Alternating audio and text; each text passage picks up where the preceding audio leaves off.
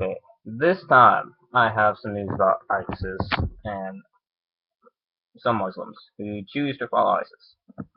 So recently, there was a shooting in the UK that involved with ISIS and terrorists. 5 terrorists were killed in the UK.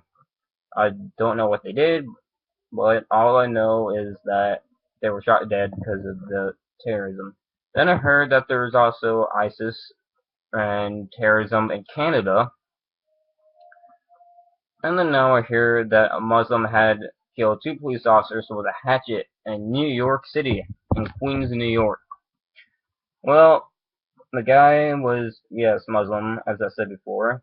He went up to one officer, stuck him in the arm with a hatchet, and then took took the hatchet and killed another police officer in the back of the head. But I'm guessing that he killed the police officer in the back of the head first, because that was seemed a little bit more um, sense to me. Um, but if the 2 officers were together, uh, so as you see, that ISIS has gone a big threat, not only in Israel and the Middle East, but around the world. And I think Obama and other countries should at least do something to prevent more terrorism on other countries, like Canada, UK, and the United States. I think I said before, there was a teenager guy who was in Michigan. He was about to fly to the Middle East to join ISIS, but he got arrested by the FBI. Yes, that is true. He did get arrested by the FBI. And oh yeah, now I have some news about Israel. Fortunately, bad news. There was a bunch of Arabs who was throwing rocks, showing as terrorism in Jerusalem. I think it was a few days ago. So as you see that Israel still needs help. They need troops in Israel at least. Because Israel can't do it by themselves. I mean, when you have like 5 countries hitting them at once, what are you supposed to do? Let's see, you got Lebanon, you got Syria, Iraq, Iran, the Gaza Strip, and possibly Egypt. That's like 6 countries about surrounding Israel, and they need help.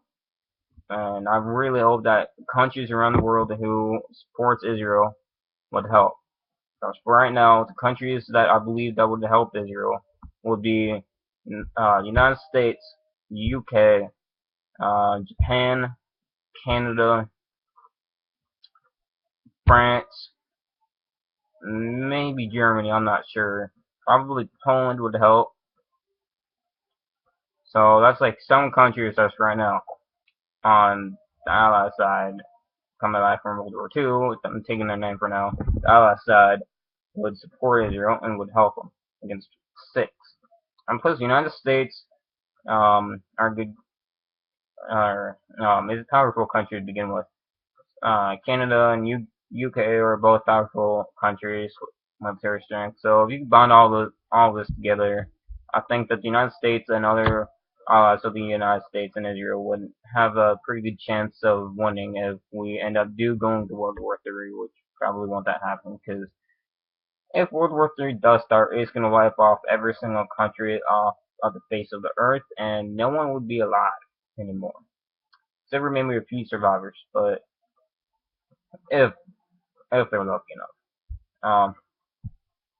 So I'll let you know if I hear anything. Anything else? One other thing. Glad I just remembered. There's a group of Israeli soldiers who was patrolling the Egyptian border of Israel, southern border, and there was a terrorism, and I think it had to do with drugs or something like that. 2 soldiers were wounded. But luckily enough that Israel took into action pretty quickly. No more soldiers were wounded after those 2. So God bless Israel, and I'll talk to you later. Have a good night.